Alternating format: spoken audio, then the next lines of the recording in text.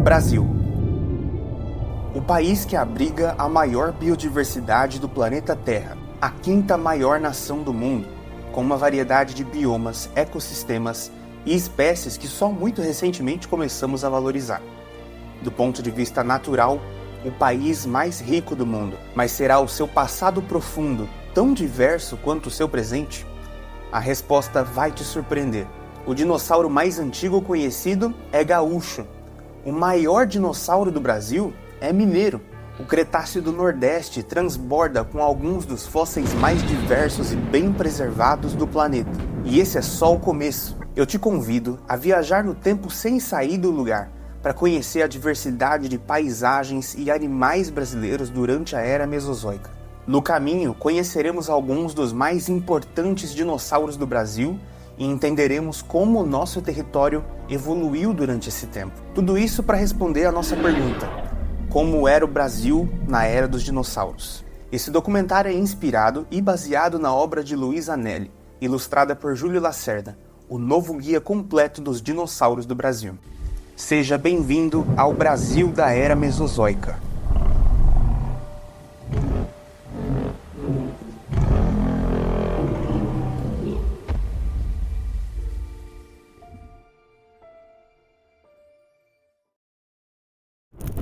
Vamos nos localizar no tempo geológico. Popularmente, quando falamos sobre a Era dos Dinossauros, estamos falando de algo exageradamente antigo. Ela dura do início do período Triássico, atravessando o Jurássico até o fim do período Cretáceo, de 252 até 66 milhões de anos atrás, com 186 milhões de anos de duração. Esses três períodos compõem a Era Mesozoica. Antes dela veio a Era Paleozoica, muito mais longa, e depois dela começa a Era dos Mamíferos, a que vivemos hoje, a Cenozoica, bem mais curta. Parece uma quantidade imensa de tempo, e de fato é, mas se pensarmos em toda a duração da existência do planeta Terra, perceberemos que os dinossauros são relativamente recentes. Se comprimirmos os 4 bilhões e meio de anos da Terra em um único dia, começando à meia-noite com a formação da Terra, e o presente situado à meia-noite na passagem para o dia seguinte, perceberemos algo curioso. Os dinossauros aparecem às 10h46 da noite e desaparecem apenas 21 minutos antes da meia-noite. Os mais antigos membros da nossa espécie apareceram apenas 6 segundos antes da meia-noite nesse relógio geológico. Um pouco antes da Era Mesozoica, entre o fim do Carbonífero e o início do Permiano, o Brasil fazia parte das massas do supercontinente Gondwana, juntamente com África, Antártida, Austrália e Índia.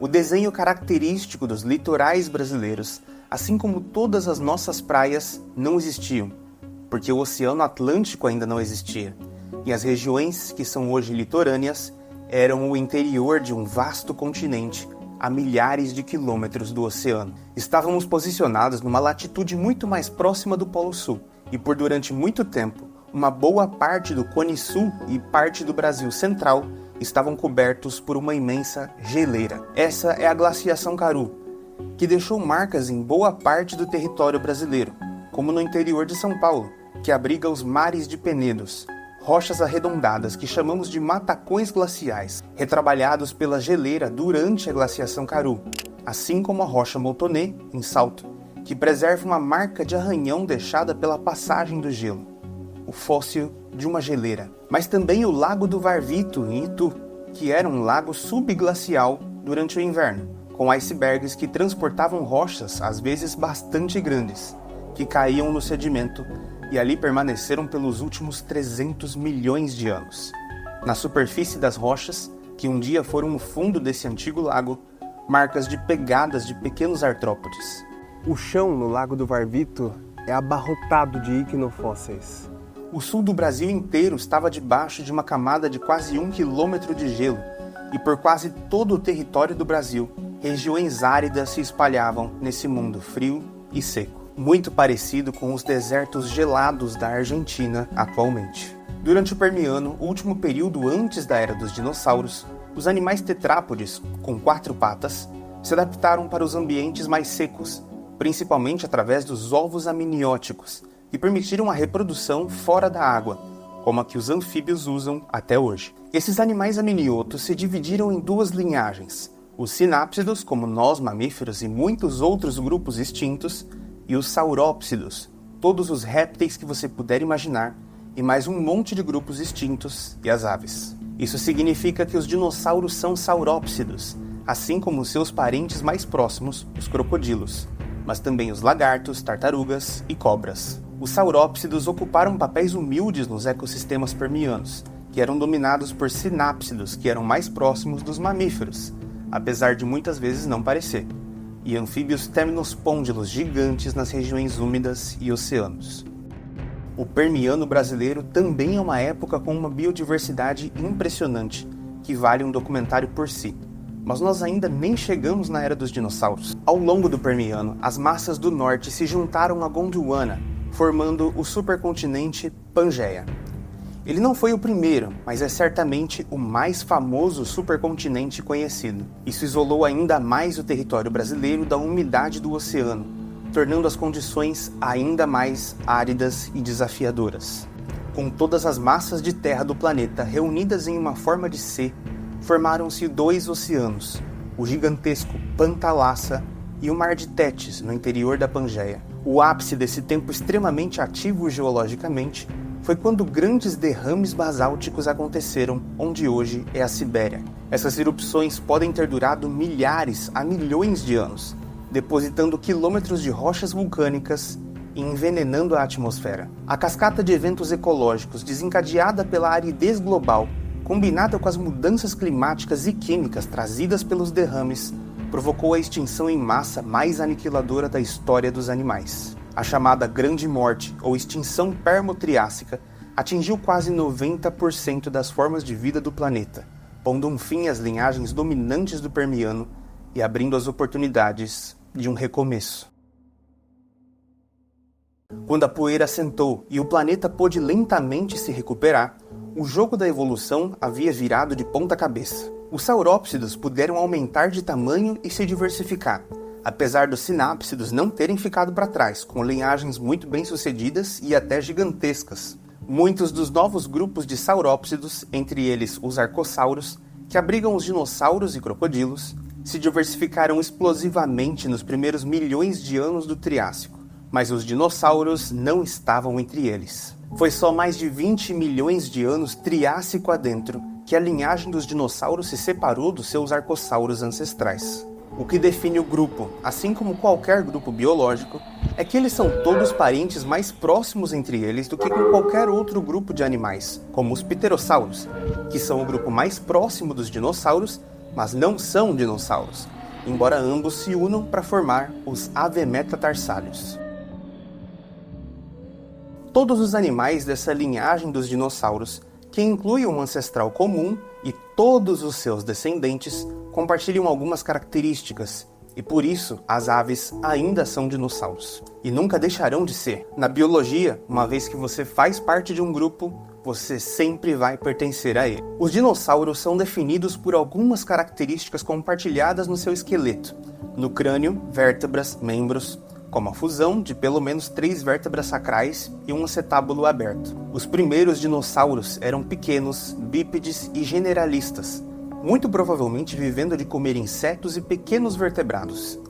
Eles podiam ser presas dos grandes carnívoros dominantes, os pseudosúquios, mais próximos dos crocodilos. Mas depois de um evento de mudanças climáticas do meio para o fim do Triássico, conhecido como o evento pluvial do Carniano, a sorte dos dinossauros mudou. Um aquecimento dos oceanos levado por forças vulcânicas afetou a biodiversidade dos oceanos, mas também dos continentes, provocando um período extremamente úmido com chuvas anormais durante mais de 1 milhão de anos. Isso reconfigurou os ecossistemas a favor principalmente dos dinossauros, extinguindo os animais dominantes da primeira metade do Triássico e inaugurando oficialmente a dominância dos dinossauros no planeta Terra. Sua habilidade de regular a própria temperatura e seus sistemas respiratórios eficientes foram essenciais para atravessar as chuvas do Carniano e saírem vitoriosos. Os desertos deram passagem para ambientes menos áridos, facilitando a dispersão dos dinossauros pela Pangeia e tornando eles um dos grupos de vertebrados mais cosmopolitas de sua época. O palco estava montado para a diversificação do grupo mais icônico de animais da pré-história. E é por aqui que começamos a conhecer os dinossauros do Brasil. Cerca de 233 milhões de anos atrás, viveu os Tauricossauros, o primeiro dinossauro do mundo, na formação Santa Maria, do Rio Grande do Sul. Seus ossos foram escavados há quase 90 anos, em 1938, mas ele só foi descrito e nomeado em 1970, sendo não apenas o mais antigo, como o primeiro dinossauro brasileiro. Ele habitou essa região durante o evento pluvial do Carniano, um intervalo com vegetação muito mais exuberante do que o normal para o interior da Pangeia. Ele pesava cerca de 12 quilos e se parecia muito com um dinossauro carnívoro tradicional, os chamados terópodes. Mas olhando mais de perto, podemos perceber que ele pertence a outra linhagem de dinossauros. Muito cedo em sua história, os primeiros dinossauros se dividiram em duas linhagens, os ornitisquios e os saurísquios. Os ornitisquios do Triássico são raros, e sua diversidade aflorou mesmo no Jurássico e Cretáceo, com os dinossauros encouraçados, os estegossauros, hadrossauros e ceratopsianos. Ou seja, todos os dinossauros herbívoros com exceção dos pescoçudos. Os pescoçudos, chamados saurópodes, são mais próximos dos carnívoros bípedes, os terópodes, formando o grupo Sauríschia. Aparentemente, os Eiherasaurídeos, como os Tauricossauros, eram um grupo irmão tanto dos saurópodes quanto dos terópodes, sendo um sauríschio basal, uma linhagem que se dividiu antes da divisão das duas linhagens principais de Sauríschia, mas que não deixou descendentes para o Jurássico. Um Eiherasaurídeo ainda maior, com 3 metros de comprimento, foi encontrado mais recentemente, em 2014, com um esqueleto praticamente completo, batizado Gnatovorax. A formação Santa Maria, onde foi encontrado, não abriga apenas alguns dos dinossauros mais antigos do mundo, mas também uma série de outros animais únicos do Triássico, representando uma transição entre dois mundos. Alguns dos dinossauros mais abundantes do Triássico brasileiro eram os sauropodomorfos. Apesar de muito diferentes dos dinossauros pescoçudos, eles são mais próximos deles do que de qualquer outro grupo de dinossauros. Os primeiros dinossauros, como sabemos, eram pequenos, bípedes e generalistas com tendências carnívoras, mas os saurópodes subverteram tudo isso, se tornando grandes, quadrúpedes e herbívoros. Nessa transição evolutiva estão várias linhagens de sauropodomorfos brasileiros. Quanto mais perto da divisão entre a linhagem dos saurópodes e dos terópodes, mais difícil fica de dizer quem é quem. Algumas linhagens de sauropodomorfos permaneceram pequenas e principalmente carnívoras, como o pequeno Pampadromeus barbenerae e um pouco maior Saturnalia tupiniquim. Ambos são interpretados como animais muito próximos um do outro. Uma linhagem de dinossauros bípedes, mas com pescoços longos e dentes adaptados para uma dieta variada, que incluía pequenos vertebrados, ovos, insetos e vegetais. Ambos também gaúchos da formação Santa Maria. E eles não eram os únicos. Outros sauropodomorfos, como Buriolestes, Bagualosaurus e Macrocolum, também habitaram a mesma região.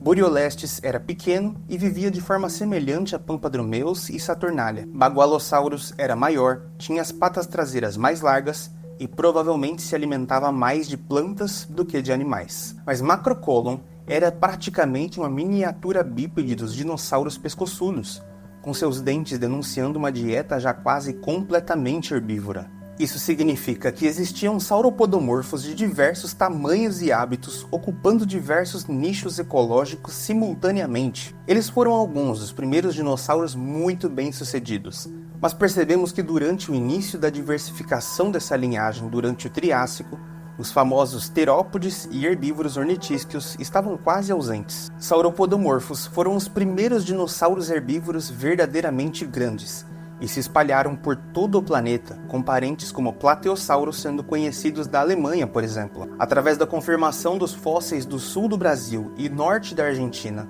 pudemos entender que essa região foi o berço dos dinossauros, e que a partir dela, eles se espalharam pelo mundo e se diversificaram. Isso significa que existe uma grande chance dos primeiros dinossauros terem sido brasileiros, assim como é o mais antigo dinossauro conhecido. Até o fim do Triássico, os dinossauros já haviam se estabelecido como a megafauna dominante do planeta Terra, assim como os répteis aquáticos tinham dominado os oceanos e os pterossauros se tornaram os primeiros vertebrados a voar. Mas um novo evento de extinção em massa marcou o fim do Triássico e o início do Jurássico, promovendo uma diversificação dos dinossauros e a extinção de muitas das formas únicas do Triássico. A essa altura, o território brasileiro permanecia parte de um interior continental árido e desafiador. Chegamos ao Jurássico, um período cujas rochas são raras aqui no Brasil e, consequentemente, não conhecemos quase nada sobre a sua diversidade de animais e plantas durante esse período. Em regiões mais ao sul do nosso continente, bem como regiões da Antártida e da África, fósseis jurássicos são bem conhecidos e várias espécies de animais já foram documentadas. Mas o Jurássico brasileiro não deixou rastros por uma razão que afeta a vida da maioria de nós: a formação das serras, mares de morros e planaltos do nosso país. A Pangeia já estava se rompendo em um eixo norte-sul, separando novamente Gondwana e Laurásia, enquanto se fragmentava lentamente. Também durante o Jurássico, uma cadeia de montanhas começa a se formar entre o que é hoje a América do Sul e a África. Forças do interior do planeta forçaram Gondwana a se comprimir, formando uma imensa zona de elevação, onde hoje é o Brasil, criando uma área de fraqueza onde as placas se fragmentaram. Essa elevação constante favoreceu o desgaste e não a deposição das rochas nessa região, destruindo fósseis ao invés de formando fósseis. Até o fim do Jurássico, essa zona de fraqueza, onde as montanhas haviam se formado, passaram a se separar, abrindo caminho para o jovem Oceano Atlântico e formando pela primeira vez o reconhecível formato do litoral brasileiro. As cicatrizes desse processo ficaram dos dois lados, com áreas elevadas e acidentadas na América do Sul e na África. São Paulo, por exemplo, fica a cerca de 40 quilômetros do litoral. No entanto, a metrópole fica na beira de um imenso paredão de quase 700 metros de altura, as serras. O interior do sudeste do Brasil é caracterizado muitas vezes pelo que chamamos de mares de morros, montes arredondados que se espalham pela paisagem como ondas, as antigas montanhas formadas durante o Jurássico, que foram erodidas e atenuadas pela chuva e pelas demais forças da natureza por 150 milhões de anos. Segundo Anelli, no Brasil, rochas jurássicas aparecem aqui e ali, como os fósseis de uma antiga floresta petrificada no Ceará, o importante crocodilo no Maranhão, pegadas de dinossauros em Pernambuco. A geologia poderia ter sido mais generosa, mas não foi.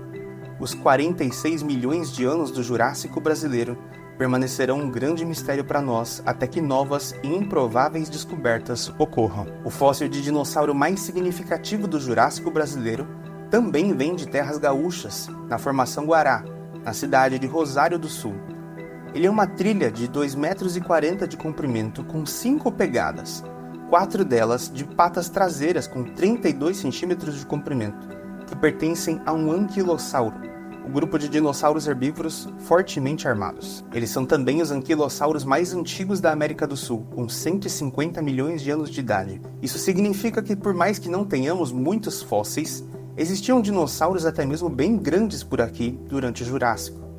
Essas pegadas são um tipo de iquinofóssil, um registro indireto da presença de animais ou atividade biológica. Eles são fósseis muitas vezes subestimados e pouco conhecidos, mas para algumas perguntas, eles são até mais reveladores do que os somatofósseis, ou fósseis de partes do corpo de animais e plantas. Isso porque eles são uma janela para o comportamento animal e muitas vezes até mesmo sua fisiologia. Durante o Jurássico, os dinossauros se tornaram verdadeiramente gigantescos pela primeira vez, com os saurópodes ocupando o posto de maiores animais terrestres que a vida havia produzido até então. Mas mudanças importantes estavam ocorrendo entre alguns dos menores dinossauros, os dromeossaurídeos, um grupo muito bem sucedido de terópodes carnívoros emplumados de pequeno e médio porte.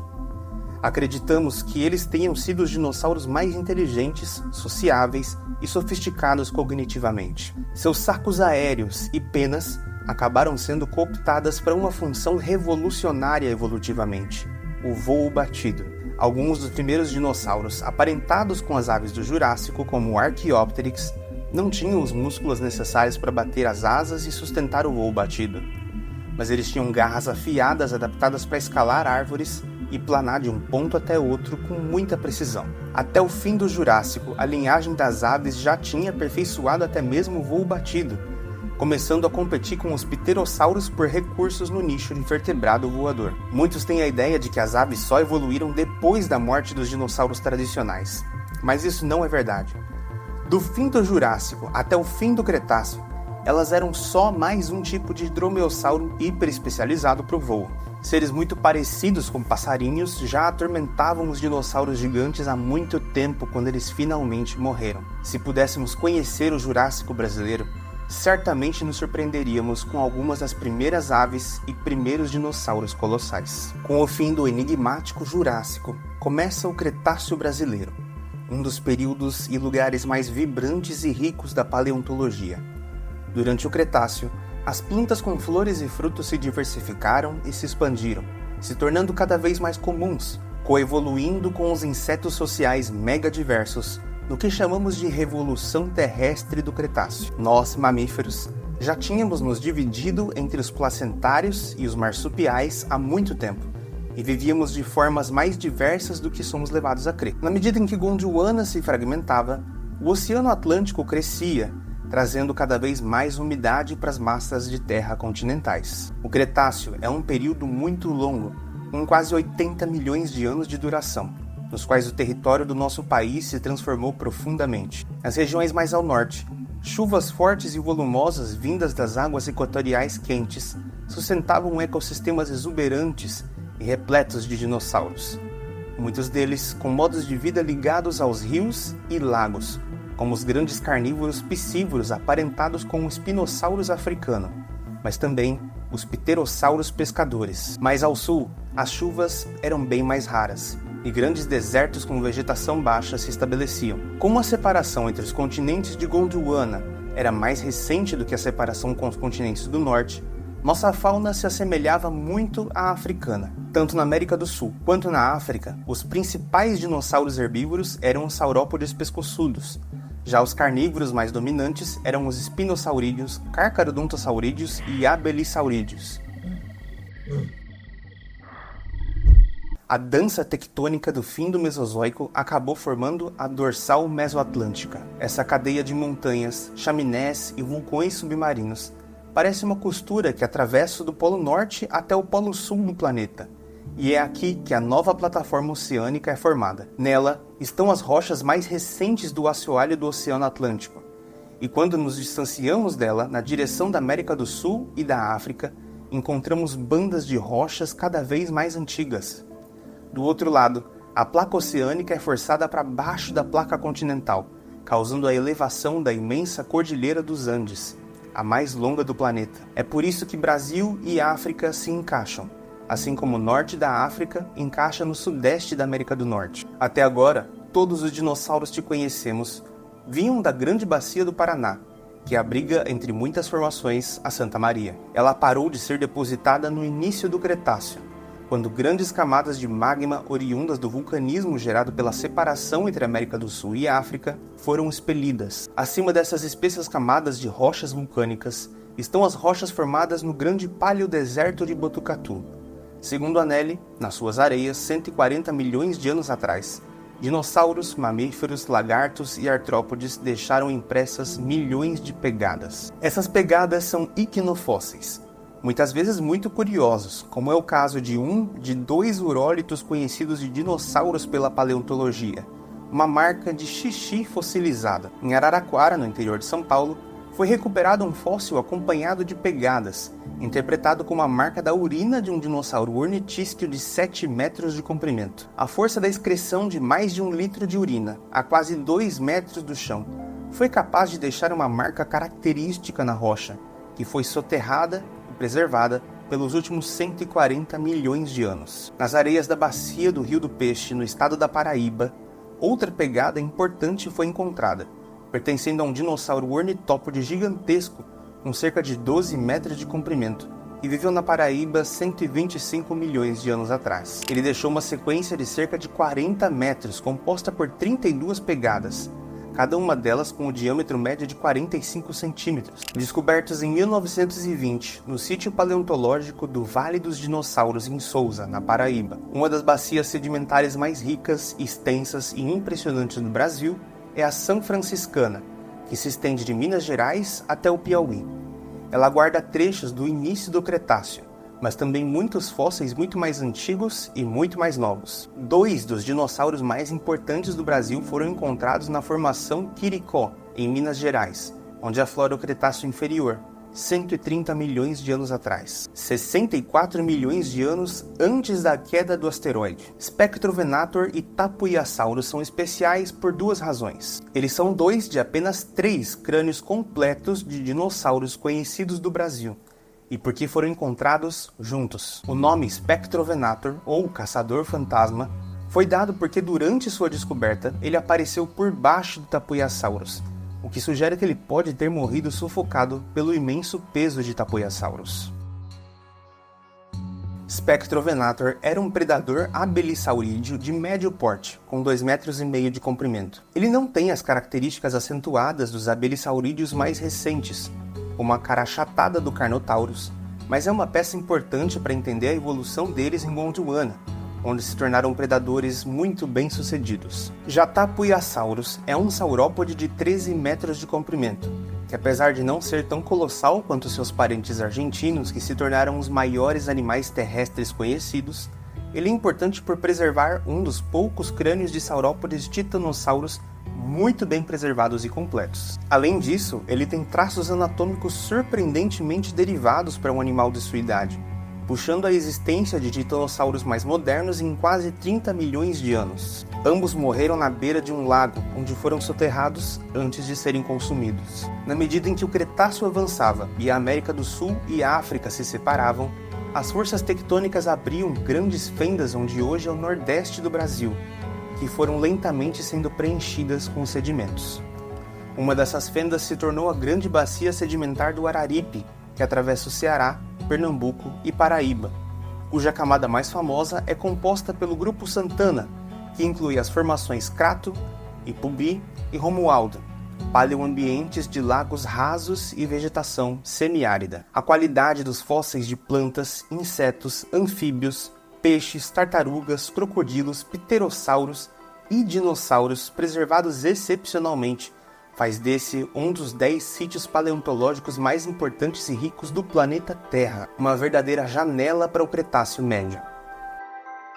Só da formação Santana são conhecidos 8 dinossauros, todos terópodes: o Irritaptor, Angaturama, Mirisquia, Santanaraptor, Cratoavis, Caririavis, Aratosaurus, o Birajara e um Megaraptor. O Birajara ficou famoso recentemente e ganhou as manchetes dos jornais em virtude do seu vitorioso movimento por repatriação. Acontece que esse dinossauro foi ilegalmente contrabandeado para a Alemanha no final da década de 90, mais tarde sendo comprado por um museu, onde ficou até 2023.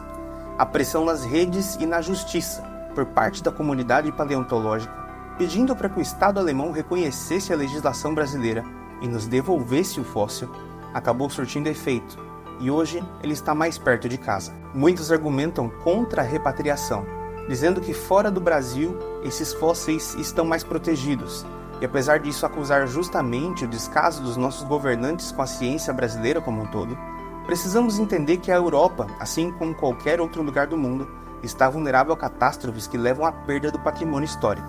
Muitos fósseis importantes, como o holótipo do Spinosaurus, foram destruídos em bombardeios na Segunda Guerra Mundial, mas poderiam ser citados muitos outros incidentes mais recentes. O fato é que, segundo a legislação brasileira, nenhum fóssil brasileiro pode ser comprado ou vendido.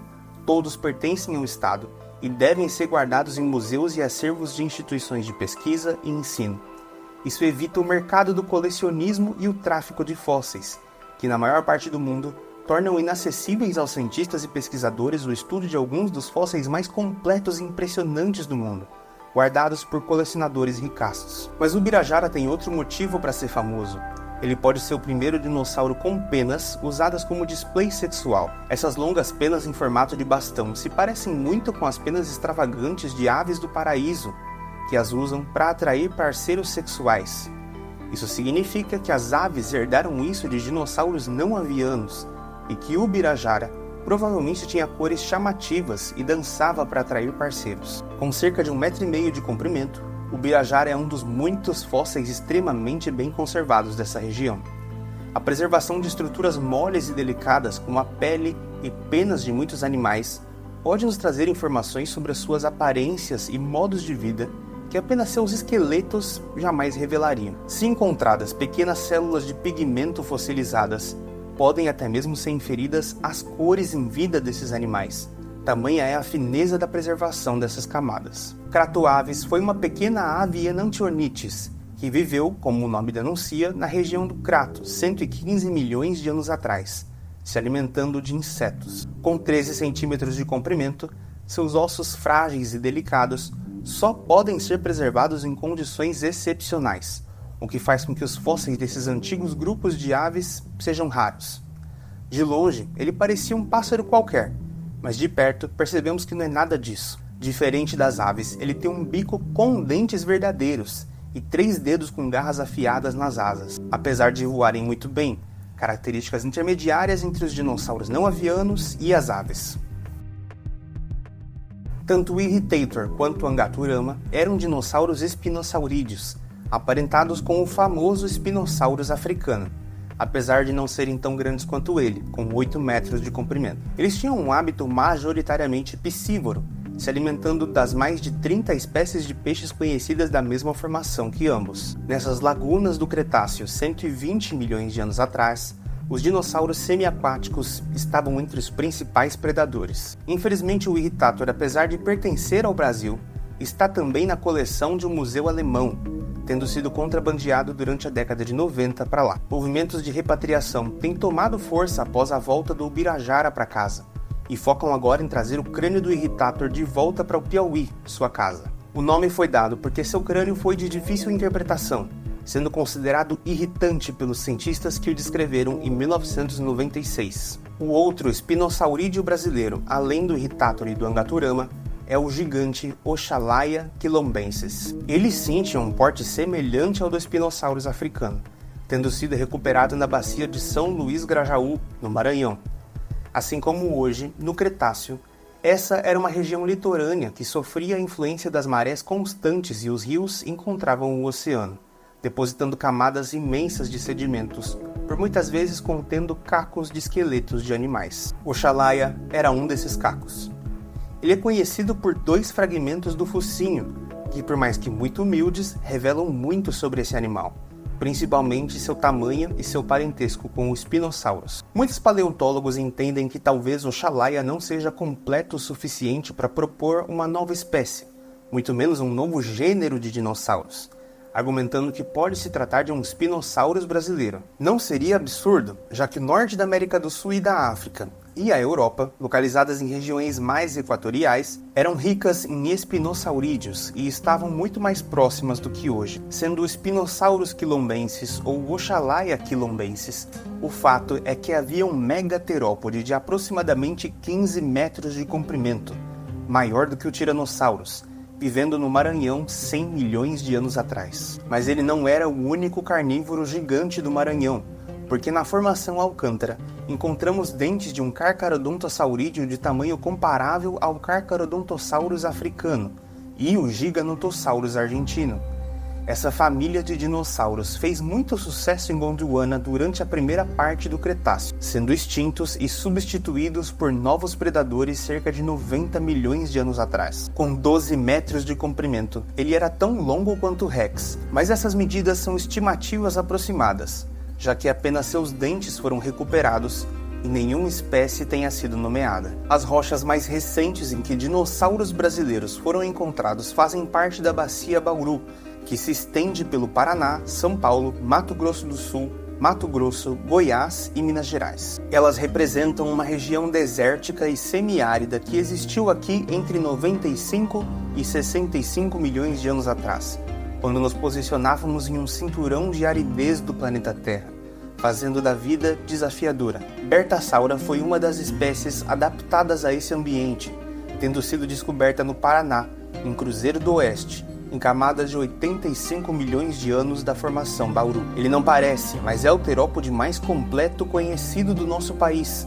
com pouco mais de 1 metro de comprimento em vida. Esse terópode ceratossauro noassaurídeo perdeu os dentes e ganhou um bico rígido, de forma convergente com as aves, uma coincidência evolutiva entre linhagens diferentes. Segundo Anelli, com bordas da maxila e dentário supercortantes, possivelmente revestidas de um bico córneo semelhante ao das tartarugas, levou os paleontólogos a suspeitar do hábito alimentar herbívoro desse terópodo esquisito. No entanto, a vida no deserto do Kaiowá, onde a escassez de água era uma constante, nem sempre os vegetais estavam disponíveis, obrigando Bertasaura a se alimentar de ovos, insetos, pequenos animais e carcaças. Picnonemosaurus foi um dinossauro abelissaurídeo que viveu no Mato Grosso 70 milhões de anos atrás, da formação Cambambe. Ele é um parente próximo do famoso Carnotauro, um dinossauro abellissauro argentino. Eles são caracterizados pelo seu rosto curto e bracinhos muito reduzidos.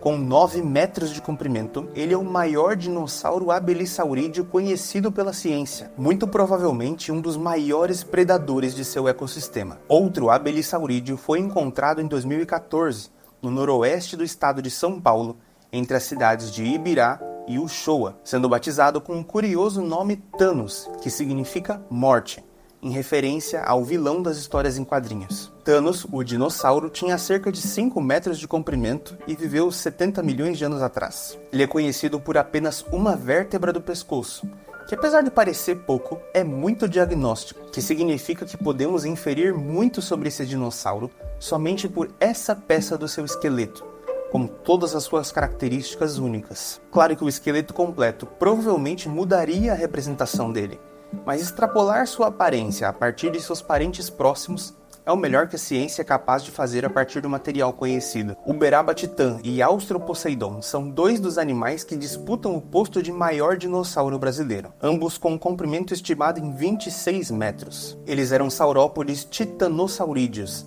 a família de animais que deu origem ao colosso Patagotitã argentino, considerado o maior animal terrestre conhecido pela ciência, com mais de 40 metros de comprimento. Mesmo os maiores titanossauros brasileiros não eram nem de perto tão grandes quanto os titanossauros mais ao sul do continente, muito provavelmente devido a diferenças em seus ecossistemas. Mas Austroposeidon, por exemplo, viveu quase 30 milhões de anos depois desses maiores titanossaurídeos do sul. Pode ser que titanossaurídeos tão grandes quanto, ou o próprio Patagotitã, possam ter caminhado sobre terras brasileiras, só não conhecemos seus esqueletos. Austroposeidon foi descrito pela paleontóloga Camila Bandeira e foi o único animal brasileiro a aparecer na série recente Prehistoric Planet. Ele foi descoberto na cidade de Presidente Prudente, na margem da rodovia Raposo Tavares, em São Paulo. Outro gigante brasileiro é o Uberaba titã, descoberto como o nome denuncia, em Uberaba, na formação Marília, em Minas Gerais. As estimativas mais recentes apontam que ele seria cerca de 1 metro maior do que o Austroposeidon,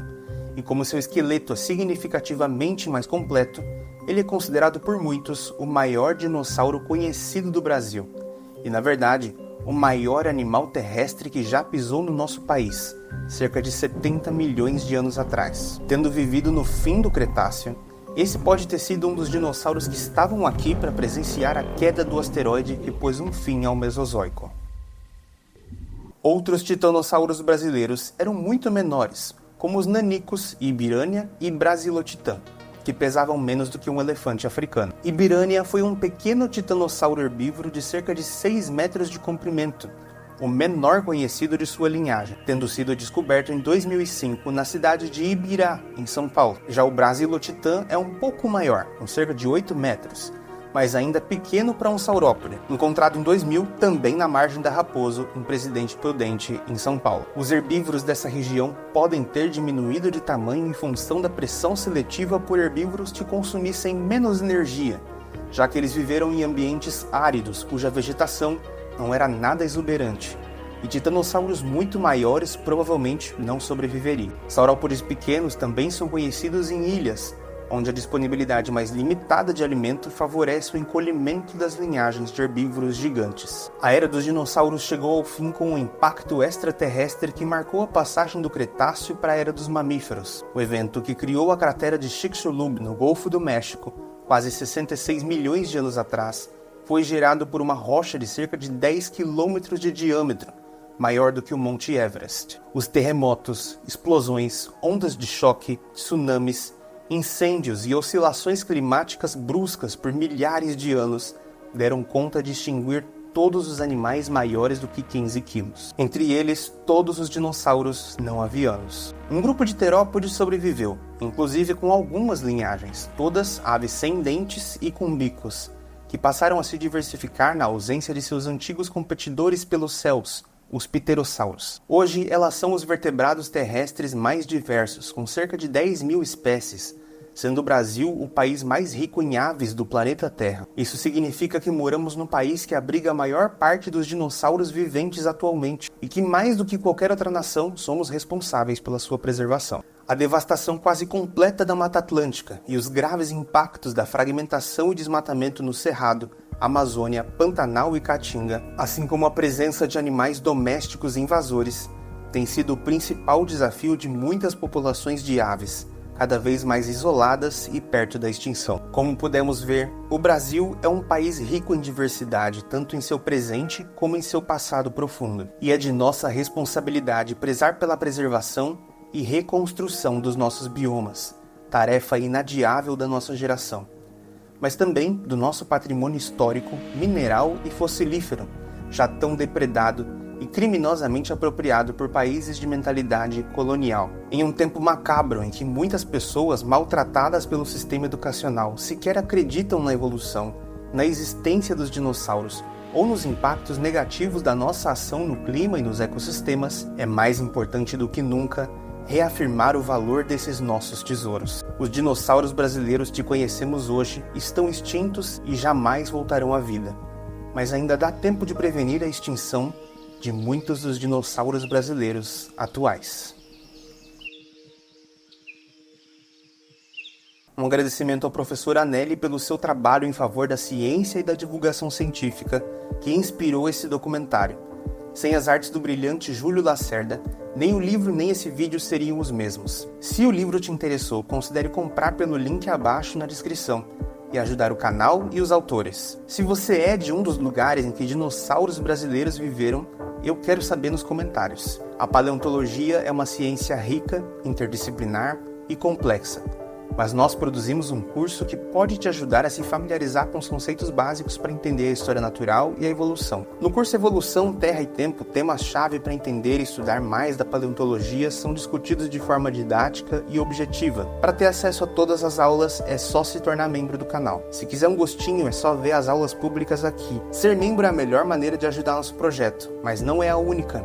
Mandar um Pix de R$10 para contato@bcterra.com ou pelo QR Code na tela ajuda tanto quanto assistir esse vídeo 1000 vezes. E o Pix com a mensagem mais criativa vai ser lido no final do próximo vídeo, como a mensagem da Ana Clara. Coloquei minha filha para assistir e quem ficou presa no vídeo fui eu, provando que a BC Terra é para todas as idades. Muito obrigado por me acompanhar até aqui, compartilhe com os amigos, se inscreva e tenha uma ótima vida.